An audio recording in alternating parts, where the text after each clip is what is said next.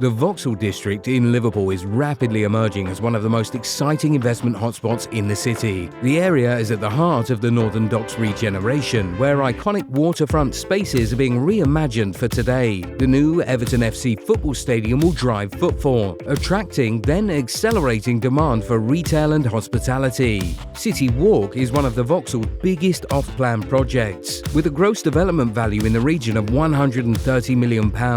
Outside, it's historic railway arches and vibrant mixed-use space. Inside, it's high-spec finishes, co-working, cinema, gym and concierge. The development is purpose-built for the short-let rental model, which is expected to deliver an annual income of 10% to 12% net. This is a high-quality, master-planned and amenity-rich new landmark that will offer great yields on completion and spectacular growth potential. If you'd like to find out more about the opportunity, register with TKI to get instant access to the brochure.